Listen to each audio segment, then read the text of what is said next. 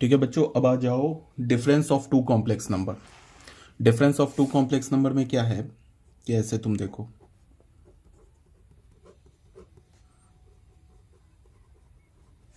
Difference of two complex numbers, दो complex number का हम डिफरेंस कैसे निकालेंगे। उसके लिए क्या है कि suppose that we have a complex number z1। हमारे पास एक कॉम्प्लेक्स नंबर z1 है जिसको हमने बोल दिया a प्लस आयोटा b, और एक हमारे पास कॉम्प्लेक्स नंबर है z2 जिसको हमने बोल दिया c प्लस आयोटा d। ठीक है, अब हमें करना क्या है, z1 माइनस z2 करना है। मतलब z1 कॉम्प्लेक्स नंबर में से z2 कॉम्प्लेक्स नंबर को सब्ट्रैक्ट कर देना है। तो क्या लिखेंगे, z1 माइनस z2। तो z1 माइनस z2 को मैं क्या लिख सकता हूं कि z1 में z2 कॉम्प्लेक्स नंबर के एडिटिव इनवर्स को ऐड कर दो। अगर हमारे पास कॉम्प्लेक्स नंबर z2 है तो उसका एडिटिव इनवर्स क्या होगा, एडिटिव इनवर्स होगा माइनस z2। तो z1 माइनस z2 किसके इक्वल होगा, z1 में मैं ऐड करूं z2 कॉम्प्लेक्स नंबर के एडिटिव इनवर्स को, ये दोनों एक ही चीज है। ठीक है, तो हमारा z1 कॉम्प्लेक्स नंबर क्या हो गया, a प्लस आयोटा बी, ये तो हो गया हमारा z1 कॉम्प्लेक्स नंबर। ठीक है, अब प्लस z2 कॉम्प्लेक्स नंबर क्या हमारा c प्लस आयोटा डी। तो z2 का एडिटिव इनवर्स क्या होगा, z2 का एडिटिव इनवर्स यहां से अगर तुम निकालोगे तो z2 का एडिटिव इनवर्स होगा माइनस z2। माइनस z2 क्या होगा, इसको माइनस से मल्टीप्लाई कर दो तो माइनस सी माइनस आयोटा डी। तो क्या हो जाएगा, माइनस सी माइनस आयोटा डी। ठीक है, तो ये क्या मिल गया हमें, a प्लस आयोटा बी, यहां से क्या होगा plus minus minus C plus minus minus iota D. इसको हम क्या लिख सकते हैं, इसको हम लिख सकते हैं a और c को एक साथ रख लिया, a माइनस सी कर लिया प्लस आयोटा रख लिया, और इसको क्या रख लिया यहां से, और यहां से आयोटा कॉमन ले लिया, तो ये क्या हो गया b माइनस डी। तो ये हमें क्या मिल गया, z1 माइनस z2, ये हमें z1 minus z2 complex number मिल गया। ठीक है, एक एग्जांपल देख लेते हैं।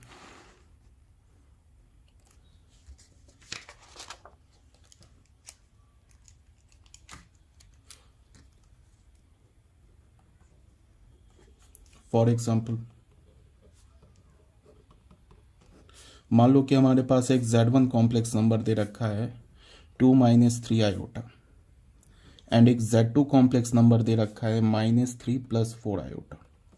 एक तो क्या है कि हमें चाहिए z1 माइनस z2 चाहिए हमें, तो हम क्या करेंगे, z1 माइनस z2 कैसे लिखेंगे, z1 हमारे पास क्या है 2 माइनस 3 आयोटा, प्लस ऐड करेंगे क्या, z2 के एडिटिव इनवर्स को। तो z2 का एडिटिव इनवर्स क्या होगा, माइनस z2। तो अगर मैं इसको माइनस से मल्टीप्लाई करूं तो इसका साइन चेंज हो जाएगा, तो ये क्या हो जाएगा 3 माइनस 4 आयोटा। अब ये क्या हो गया 2 प्लस 3 माइनस 3 आयोटा, और यहां प्लस माइनस 4 आयोटा। ठीक है, तो इसको मैं लिख सकता हूं 2 plus 3 is 5, minus iota common ले लिया, तो ऐसे भी देख लो माइनस आयोटा कॉमन ले लेंगे तो क्या होगा 3 प्लस 4 क्या हो जाएगा, ये 5 माइनस 7 आयोटा।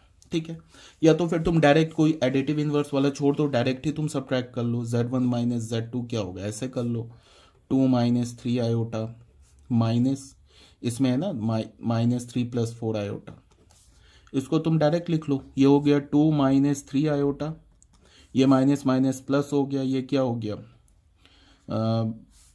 ये इस माइनस को अंदर ले जाओ तो क्या हो जाएगा 3 माइनस 4 आयोटा। अब देख लो 2 प्लस 3 क्या हो गया 5, and minus 3 iota minus 4 iota is minus 7 iota, answer हो गया। ठीक है, तो ये था बच्चों हमारा difference of two complex number. अब आ जाते हैं हम लोग नेक्स्ट टॉपिक पे, which is multiplication of two complex number. दो कॉम्प्लेक्स नंबर को हम मल्टीप्लाई कैसे करेंगे, तो हमारा नेक्स्ट टॉपिक है multiplication of two complex number. Suppose that हमारे पास एक कॉम्प्लेक्स नंबर है z1 कॉम्प्लेक्स नंबर हमने ले लिया a plus iota B, and एक दूसरा कॉम्प्लेक्स नंबर हमने ले लिया z2 हमने क्या ले लिया c प्लस आयोटा डी। ठीक है, हमें क्या चाहिए z1 इंटू z2। ठीक है, तो मल्टीप्लाई कैसे करेंगे? सिंपल, जैसे हम लोग अलजेब्रा में किसी दो एक्सप्रेशंस को मल्टीप्लाई करते हैं ना, एग्जैक्टली सेम लाइन पे हम किसी दो कॉम्प्लेक्स नंबर को मल्टीप्लाई करेंगे। इसको क्या लिख लेंगे? a plus iota B into क्या लिखेंगे? c प्लस आयोटा डी, ऐसे लिख लिया। z1 इंटू Z2, उसके बाद मल्टीप्लाई किया, तो मल्टीप्लाई करेंगे तो क्या होगा? पहले a को c से मल्टीप्लाई करेंगे तो ac हो जाएगा, फिर a को क्या करेंगे? आयोटा d से मल्टीप्लाई करेंगे तो क्या हो जाएगा? आयोटा ad, ठीक है। फिर क्या करेंगे? आयोटा बी को सी से मल्टीप्लाई करेंगे तो क्या होगा? Iota B C. फिर क्या करेंगे? आयोटा बी को आयोटा डी से मल्टीप्लाई करेंगे तो ये आयोटा मिलके क्या हो जाएगा? आयोटा स्क्वायर, और ये मिलके क्या हो जाएगा? B D. कोई प्रॉब्लम नहीं है। तो यहां से देखो, ये आयोटा स्क्वायर का वैल्यू हम लोग क्या डाल सकते हैं? -1। तो यहां तो ए सी है ही, ये हो गया -1, तो ये हो गया -BD, एक साथ रख लिया, और इसमें से और इसमें से आयोटा कॉमन ले लिया, तो क्या हमें मिल गया? AD प्लस BC, ठीक है। अब ध्यान से देखो, हो गया हमारा मल्टीप्लिकेशन हो गया, बट बहुत सारे बुक में क्या होता है कि डायरेक्ट याद रखने के लिए वो एक फॉर्मूला बना देते हैं। क्या फॉर्मूला बनाते हैं वो बता रहा हूं। जैसे ये जो A है, ये A क्या है? Real of Z1, real of Z1। ये C क्या है? रियल ऑफ Z2, ऐसे हो गया, ठीक है। माइनस ये B क्या है? Imaginary of Z1, imaginary of Z1, और ये D क्या है? इमेजिनरी ऑफ Z2, ऐसे लिख लिया, प्लस आयोटा, और ये A क्या है? रियल ऑफ Z1, और ये D क्या है? Imaginary of Z1, sorry imaginary of Z2, plus ये फिर यहां पे क्या है हमारे पास? B क्या है? इमेजिनरी ऑफ Z1, और ये C क्या है? Real of Z2। ये मल्टीप्लिकेशन का ना बहुत सारे बुक फॉर्मूला बना देते हैं, बट ऐसा इस फॉर्मूले को याद रखने की, अगर याद हो पाता है तो ठीक है, एक लाइन में क्या करोगे? तो मल्टीप्लाई कर लोगे, और अगर याद नहीं होता है तो कोई प्रॉब्लम नहीं है, ठीक है। इसे याद रखने की एक्चुअल में जरूरत है नहीं। अगर याद रख सकते हो तो बहुत अच्छी बात है। जैसे अगर हमने किया ना Z1 इंटू Z2, तो इसको डायरेक्ट मल्टीप्लाई कैसे करेंगे? डायरेक्ट मल्टीप्लाई करने के लिए पहले Z1 का रियल और Z2 का रियल, इस दोनों को मल्टीप्लाई कर देंगे, फिर एक बीच में माइनस डालेंगे, फिर क्या होगा? Z1 का इमेजिनरी और Z2 का इमेजिनरी, इस दोनों को मल्टीप्लाई कर देंगे, ठीक है। उसके बाद एक ब्रैकेट में बंद कर दिया। समझ में आया क्या बोला मैंने? पहले दोनों के रियल को मल्टीप्लाई कर दो, बीच में एक माइनस लगा दो, फिर दोनों के इमेजिनरी को मल्टीप्लाई कर दो, ठीक है, फिर ब्रैकेट बंद, फिर प्लस आयोटा। उसके बाद क्या? पहले कॉम्प्लेक्स नंबर का रियल और दूसरे कॉम्प्लेक्स नंबर का इमेजिनरी, तो real of Z1 imaginary of Z2, ठीक है। फिर यहां पे बीच में प्लस होगा, माइनस नहीं होगा। पहले हमने क्या किया? पहले कॉम्प्लेक्स नंबर का रियल लिया, फिर दूसरे कॉम्प्लेक्स नंबर का इमेजिनरी लिया, फिर अब क्या करेंगे? प्लस के बाद क्या करेंगे? पहले कॉम्प्लेक्स नंबर का इमेजिनरी और दूसरे कॉम्प्लेक्स नंबर का रियल। तो ये डायरेक्ट फॉर्मूला है। अगर ये याद रख सकते हो तो बहुत अच्छी बात है, एक लाइन में कैलकुलेशन हो जाएगा। अगर याद नहीं हो पा रहा है तो कोई टेंशन की बात नहीं है। जैसे तुम यूजुअल मल्टीप्लाई करते हो ना किसी भी दो एक्सप्रेशन को, x plus Y into alpha plus beta, इसको तुम जैसे मल्टीप्लाई करते हो ना, एग्जैक्टली सेम लाइन पे मल्टीप्लाई करो, ये रिजल्ट आ जाएगा, ठीक है। एक दो एग्जांपल्स देख लो। जैसे हमने फॉर एग्जांपल बोला, हमने एक फर्स्ट एग्जांपल लिया, हमने z मान लो ले लिया 2 - 3 आयोटा, z1 लिया, और z2 हमने क्या ले लिया? -5 - 6 आयोटा, और हमें क्या चाहिए? z1 इंटू Z2, ये चाहिए, ठीक है। तो एक रास्ता क्या है कि Z1 इंटू Z2 निकालने का क्या है? सिंपल, 2 - 3 आयोटा लिखा, यहाँ पे क्या लिखा? -5 - 6 आयोटा, ठीक है। जैसे तुम अलजेब्रा में मल्टीप्लाई करते हो वैसे मल्टीप्लाई कर दो। क्या होगा? पहले 2 किससे मल्टीप्लाई होगा? -5 से, फिर 2 किससे मल्टीप्लाई होगा? -6 आयोटा से। तो ये क्या हो जाएगा बताओ? 2 इंटू -5 -10, 2 को -6 आयोटा से मल्टीप्लाई करोगे तो -12 आयोटा, ऐसे हो गया।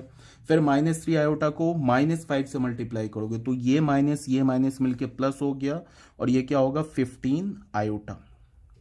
फिर -3 आयोटा को -6 आयोटा से मल्टीप्लाई करोगे तो ये माइनस मिलके प्लस हो गया, और ये क्या होगा? 6 3 18 आयोटा स्क्वायर, ऐसे हो गया। अब आयोटा स्क्वायर की वैल्यू क्या होती है? -1।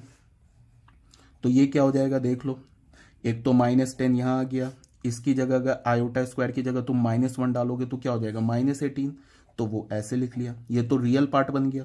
इसमें और इसमें आयोटा हमने कॉमन ले लो, या फिर तुम ऐसे देखो -12 आयोटा प्लस 15 आयोटा क्या होगा 3 आयोटा, तो यहाँ पे 3 आयोटा लिख दिया, तो क्या हो गया -28 प्लस 3 आयोटा, इसका आंसर हो गया। ठीक है ना, जैसे 15 आयोटा में से 12 आयोटा सब्ट्रैक्ट करोगे, 15x में से 12x सब्ट्रैक्ट करोगे तो क्या होगा 3x बचेगा। ठीक है, तो यहाँ पे क्या हो गया 28 प्लस 3 आयोटा, आंसर हो गया। एक तो ये रास्ता है, दूसरा क्या है कि तुम डायरेक्ट ये फॉर्मूला यूज कर लो। तो फॉर्मूला यूज करने के लिए देख लो, फॉर्मूला भी यूज कर के दिखा देता हूँ। हमारे पास क्या दे रखा है, इसका मेथड नंबर 2, ऑल्टरनेट मेथड क्या है,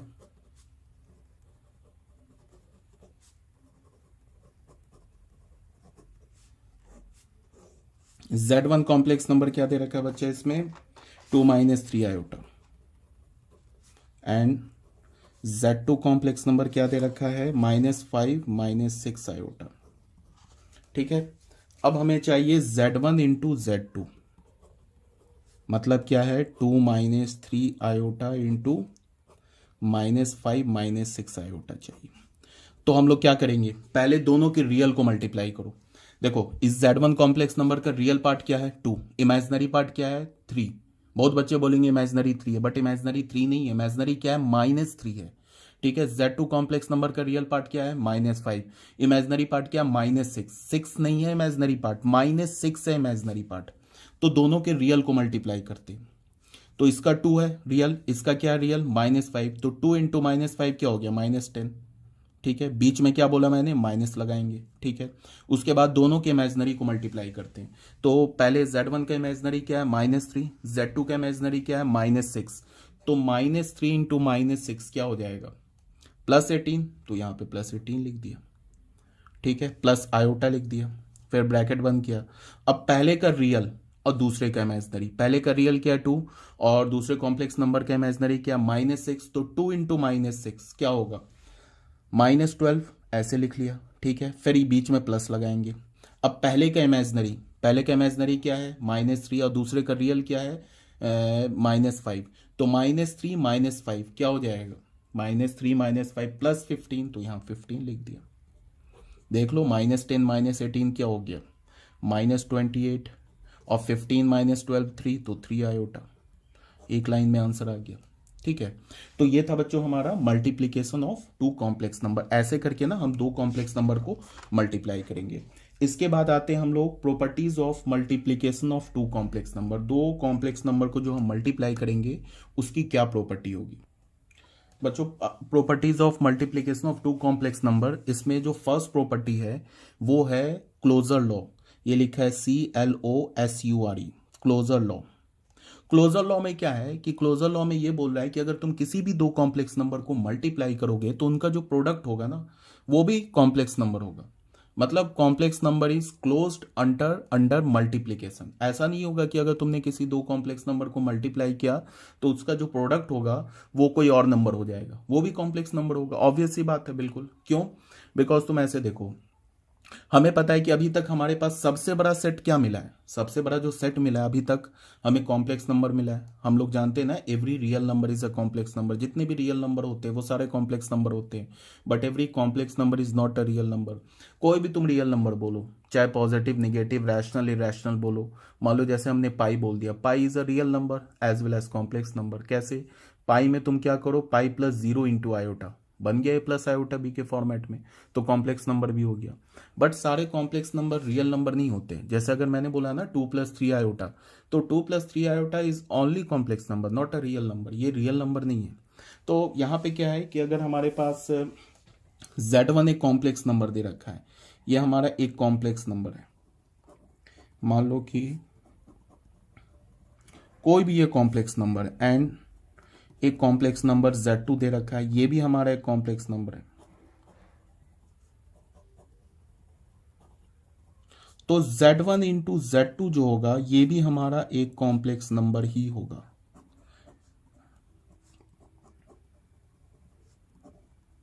इसी बात को हम क्या बोलते हैं, complex number is closed under multiplication. Actually complex number is closed under multiplication, complex number is closed under addition, subtraction, division, सब में क्लोज्ड है।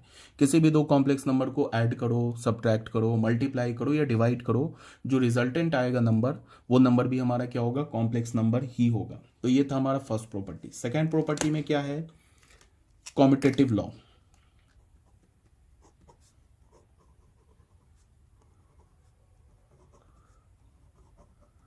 कॉम्यूटेटिव लॉ में क्या है,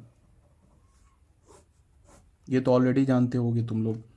कॉम्यूटेटिव लॉ में है कि if z1 and z2 are two complex number, मतलब कि z1 इंटू z2 करो या z2 इंटू z1 करो, ये जो होगा रिजल्ट सेम होगा। If z1 and z2 are two complex number, तो अगर तुम उसके ऑर्डर को चेंज करके मल्टीप्लाई करोगे ना, तो कोई प्रॉब्लम नहीं है, रिजल्टेंट जो कॉम्प्लेक्स नंबर होगा वो सेम ही आएगा। z1 इंटू z2 करो या z2 इंटू z1 करो, ठीक है।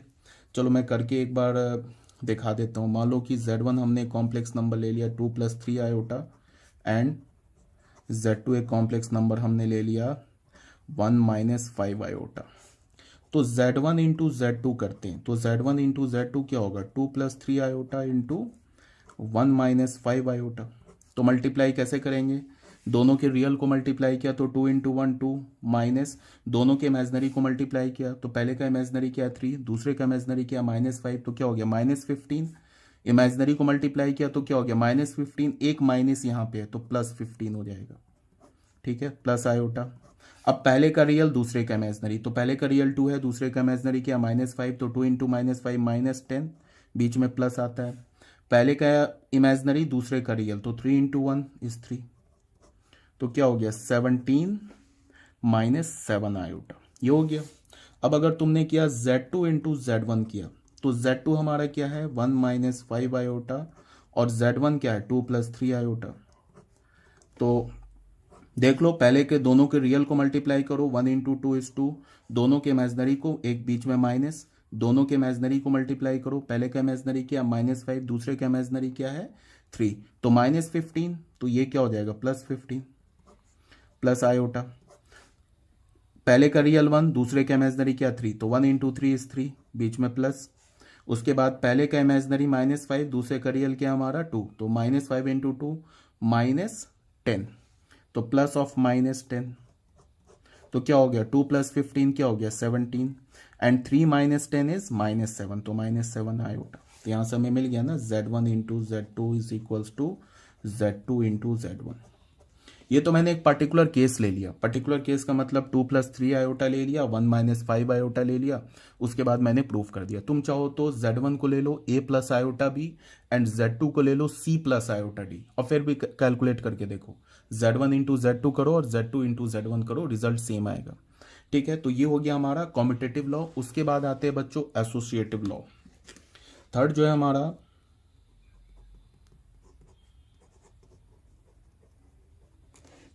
Associative law. एसोसिएटिव लॉ में क्या बोल रहा है कि इफ हमारे पास एक, यही बोल रहा है कि z1 इंटू z2, पहले z1 और z2 को मल्टीप्लाई करो फिर z3 से मल्टीप्लाई करो, या पहले z2 और z3 को मल्टीप्लाई करके z1 से मल्टीप्लाई करो, रिजल्ट सेम होगा। करके देख लेना, तीन कॉम्प्लेक्स नंबर ले लो, a1 + आयोटा b1, अगर जनरल में प्रूफ करना चाहते हो तो a1 + आयोटा b1 ले लो z1 को, a2 + आयोटा b2 ले लो z2 को, और a3 + आयोटा b3 ले लो z3 को। उसके बाद ये कैलकुलेट करके देख लो, एक बार ये कैलकुलेट करके देख लो, एक बार ये कैलकुलेट करके देख लो, रिजल्ट सेम आएगा। पहले z1 इंटू z2 मल्टीप्लाई करो, उसका जो प्रोडक्ट आएगा उसको फिर z3 में मल्टीप्लाई करो, ठीक है। उसके बाद क्या करो, z2 इंटू z3 मल्टीप्लाई करो, फिर उसका जो प्रोडक्ट आएगा उसको z1 से मल्टीप्लाई करो, देखना लेफ्ट हैंड साइड और राइट हैंड साइड इक्वल आ जाएगा। इसको हम लोग क्या बोलते हैं, एसोसिएटिव लॉ। अब आ जाते हैं थर्ड में, विच इज एसोसिएटिव लॉ के बाद आते हैं the existence of multiplicative identity. Existence of multiplicative identity में क्या है कि सपोज दैट हमारे पास एक z कॉम्प्लेक्स नंबर है which is a + iota b, ठीक है। तो किसी भी complex number, for every complex number there exist a complex number, इसको तुम ऐसे बोल सकते हो 1, इसको तुम क्या लिख सकते हो 1 + आयोटा इंटू 0। इसको अगर हमने बोल दिया कॉम्प्लेक्स नंबर z1, तो किसी भी दुनिया के किसी भी कॉम्प्लेक्स नंबर के क्रॉसपॉन्डिंग एक कॉम्प्लेक्स नंबर Z1 एग्जिस्ट करता है, जिसे हम क्या बोलते हैं, मल्टीप्लिकेटिव आइडेंटिटी। अगर तुम Z में 1 मल्टीप्लाई करो या 1 में Z मल्टीप्लाई करो, रिजल्ट क्या होगा, हमारा Z ही होगा। जैसे हम लोग बोलते हैं ना multiplicative additive identity. Additive identity क्या होता है, हमारा जीरो होता है। किसी भी कॉम्प्लेक्स नंबर में अगर तुम जीरो ऐड करोगे तो कॉम्प्लेक्स नंबर चेंज नहीं होगा। तो मल्टीप्लिकेटिव आइडेंटिटी क्या है, 1 है। किसी भी कॉम्प्लेक्स नंबर में अगर तुम 1 मल्टीप्लाई करोगे तो वो कॉम्प्लेक्स नंबर चेंज नहीं होगा। ठीक है, जैसे तुम देख लो Z इंटू 1 करो तो Z क्या हमारा a प्लस आयोटा बी, इसको 1 के साथ मल्टीप्लाई करो, 1 क्या हमारा 1 प्लस आयोटा इंटू 0। इसको अगर तुम मल्टीप्लाई करो, एक तो क्या है तुम डायरेक्ट मल्टीप्लिकेशन कर दो, दूसरा क्या है तुम ऐसे देखो, रियल को रियल से मल्टीप्लाई किया तो हमें a मिल गया, a इंटू 1a। इमेजनरी को इमेजनरी से मल्टीप्लाई किया, माइनस लिखा। उसके बाद क्या किया, इमेजनरी को इमेजनरी से मल्टीप्लाई किया, यहाँ इमेजनरी b है, यहाँ इमेजनरी क्या 0, तो क्या हो जाएगा 0 प्लस आयोटा। पहले के रियल को दूसरे के इमेजनरी से, तो a इंटू 0 0 प्लस पहले का इमेजनरी दूसरे का रियल, रियल क्या है 1, यहाँ इमेजनरी क्या है b, तो 0 प्लस b, तो ये क्या हो गया, ये a हो गया और ये plus iota b which is equals to z। ठीक है, या 1 इंटू जेड करो, 1 क्या हमारा 1 प्लस आयोटा इंटू 0 और z क्या है a प्लस आयोटा b। क्या करोगे, रियल को रियल से मल्टीप्लाई करोगे, 1 इंटू a माइनस इमेजनरी यहाँ क्या है 0, यहाँ इमेजनरी क्या है b, तो 0 इंटू बी 0। ठीक है, प्लस आयोटा, यहाँ का रियल क्या है 1 और यहाँ का इमेजनरी क्या है b, तो 1 इंटू बी इज b, यहाँ प्लस आएगा, और यहाँ का इमेजनरी 0, यहाँ का रियल a है, तो 0 इंटू a इज 0। तो देख लो ये again a plus iota b,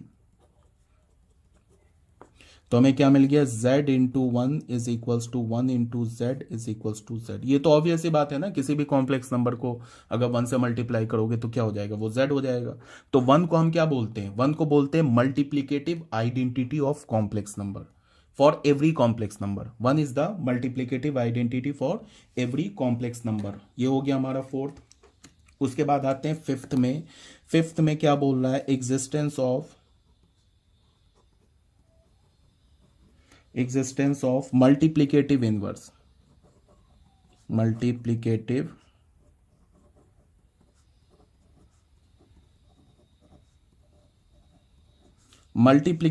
inverse का एग्जिस्टेंस वो क्या है कि हमारे पास कोई भी कॉम्प्लेक्स नंबर दे रखा है। सपोज दैट तुम ऐसे देखो, z हमारे पास एक कॉम्प्लेक्स नंबर दे रखा है a प्लस आयोटा b। ठीक है, और z जो हमारा कॉम्प्लेक्स नंबर है 0 के इक्वल नहीं है, डेट इज a भी हमारा 0 के इक्वल नहीं है एंड b भी 0 के इक्वल नहीं है। z is a non zero complex number. z हमारा क्या है, एक नॉन जीरो कॉम्प्लेक्स नंबर है। तो होगा क्या कि z के लिए एक दूसरा कॉम्प्लेक्स नंबर एग्जिस्ट करेगा। ऐसे लिख सकते हो, then there exist another complex number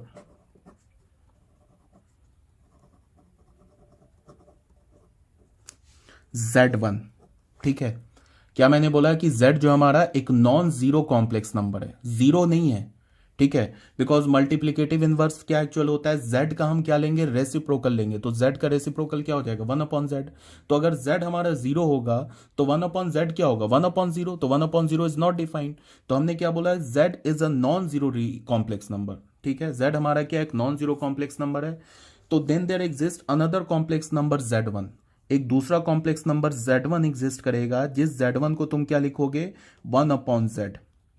और 1 अपॉन z को क्या लिख सकते हो, z to the power -1, such that z into z1 is equals to z1 into z is equals to 1। क्या मैंने बोला है कि z हमारा एक नॉन जीरो कॉम्प्लेक्स नंबर है, तो उसके क्रॉसपॉन्डिंग एक दूसरा कॉम्प्लेक्स नंबर एग्जिस्ट करेगा z1, और z1 क्या होगा, 1 अपॉन z के इक्वल होगा, जिसको हम लिख सकते हैं z टू द पावर -1।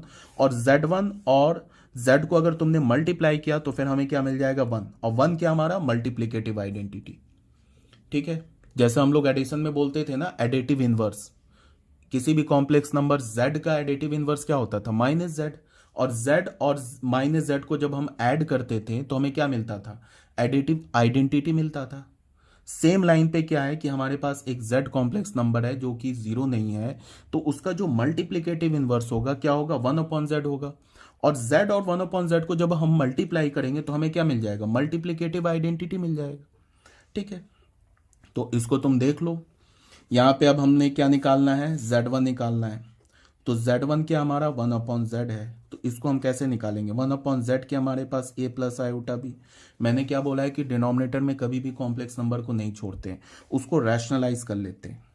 तो क्या होगा 1a प्लस आयोटा बी, इसको हमने रैशनलाइज क्या करेंगे, a minus iota B upon a minus iota B. तो ऊपर क्या हो गया, a minus iota B upon ये क्या हो गया, a plus iota B into a minus iota B. ये हो गया a माइनस आयोटा बी। अब तुम्हें डिनोमिनेटर में दिख रहा है a plus B into A minus B, X plus Y into X minus Y क्या होता है, X square minus Y square, A plus B into A minus B होता है ना, स्क्वायर माइनस बी स्क्वायर। यहाँ पे ए का काम तो ए कर रहा है और बी का काम क्या कर रहा है, आयोटा बी कर रहा है। बी का काम यहाँ बी नहीं कर रहा है, ये बी है हमारा। तो ए स्क्वायर माइनस बी स्क्वायर क्या लिखेंगे, आयोटा बी का होल स्क्वायर, ऐसे लिखेंगे ना। तो हमें क्या मिल जाएगा, हमें ये मिल गया z1 किसके इक्वल मिला हमें, न्यूमरेटर में तो आ गया ए माइनस आयोटा बी और ऊपर क्या आ गया ए स्क्वायर माइनस ये आ गया ना iota square B square.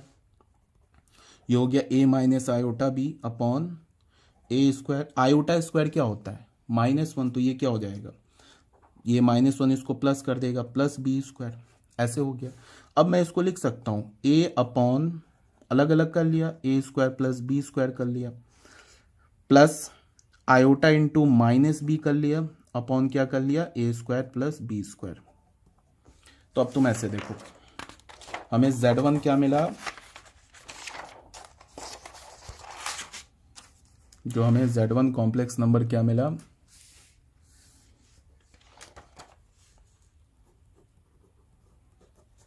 z1 जो हमारा कॉम्प्लेक्स नंबर क्या मिला हमें, a upon A square plus B square plus iota into minus B upon A square plus B square. ठीक है, और ये z हमारा कॉम्प्लेक्स नंबर क्या था, a प्लस आयोटा बी, इसी का तो हमने लिया है ना, इसी का तो हमने मल्टीप्लिकेटिव इनवर्स लिया है, या तुम ऐसे बोलो कि रेसिप्रोकल लिया है। तो z का रेसिप्रोकल क्या मिला हमें, z1, और z1 किसके इक्वल मिल गया, इसके इक्वल मिल गया। तो z1 को क्या लिख सकते हो, a क्या है, रियल ऑफ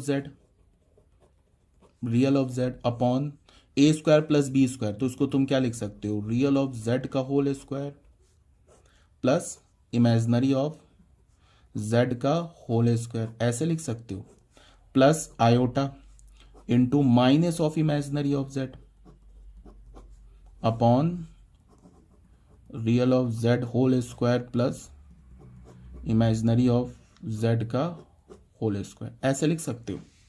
ठीक है, यही है ना हमारा 1/z, जिसको हमने बोला है z टू द पावर -1, जिसको हमने क्या बोला है कि रेसिप्रोकल ऑफ z, या फिर क्या बोला, multiplicative inverse of z। Reciprocal of z बोल लो, या ऐसे तुम मल्टीप्लिकेटिव इनवर्स ऑफ z1 को क्या बोल लो, z टू द पावर -1 को तुम क्या बोल सकते हो, रेसिप्रोकल ऑफ z बोल लो, या फिर तुम इसे क्या बोलो, multiplicative inverse of z, multiplicative inverse of z का मल्टीप्लिकेटिव इनवर्स बोल लो या z का रेसिप्रोकल बोल लो। तो ये हमारे पास फॉर्मूला आ गया। और फिर बता रहा हूं ऐसा इस फॉर्मूले को रटने की कोई जरूरत ही नहीं है, कहने को फॉर्मूला बन गया बट रटने की जरूरत नहीं है। हम लोग तो क्या करेंगे, अगर किसी भी कॉम्प्लेक्स नंबर का हमें रेसिप्रोकल चाहिए ना, तो फटाफट क्या करेंगे, उसको 1/z करेंगे, फिर उसे क्या करेंगे, रैशनलाइज कर देंगे, खुद ही आ जाएगा रेसिप्रोकल। बट चलो इस फॉर्मूला को यूज करके मैं दिखा देता हूं। जैसे for example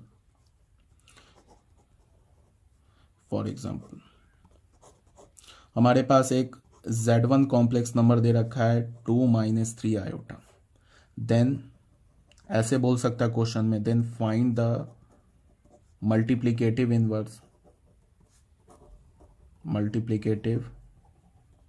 inverse of z। ऐसे बोल सकता है, या बोल सकता है रेसिप्रोकल ऑफ z।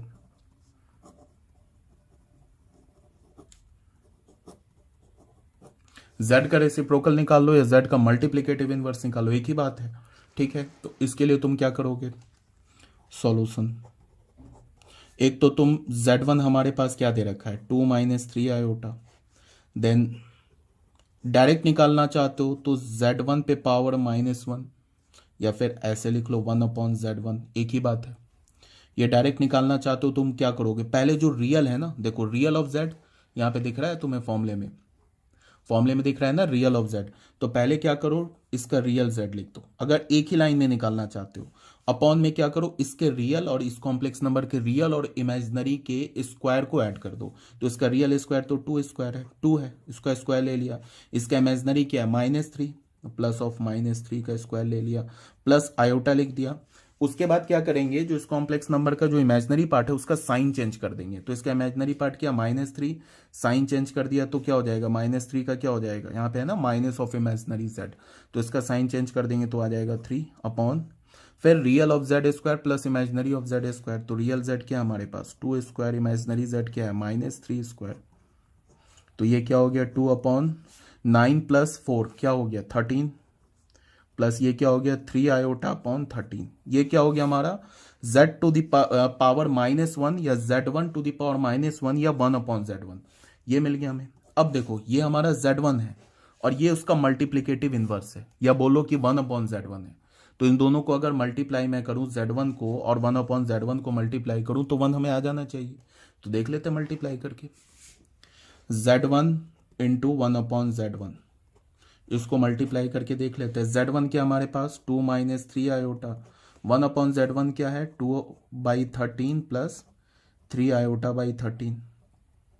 एक तो क्या है कि तुम डायरेक्ट मल्टीप्लाई कर दो, ठीक है, 2 को एक बार इससे करो, फिर 2 को इससे करो, फिर -3 आयोटा को 2/13 से करो, फिर -3 आयोटा को 3 आयोटा अपॉन 13 से करो, या तो फिर मैं डायरेक्ट फॉर्मूला लगा देता हूँ, रियल को रियल से मल्टीप्लाई किया 2 और ये क्या हो जाएगा 4/13, फिर माइनस लगा दिया, इमेजनरी को इमेजनरी से मल्टीप्लाई किया, यहाँ इमेजनरी क्या -3 और यहाँ इमेजनरी क्या है 3/13, तो क्या हो जाएगा -9/13, तो ये माइनस है ना प्लस हो जाएगा 9/13, ऐसे हो गया, प्लस आयोटा लिख लिया हमने।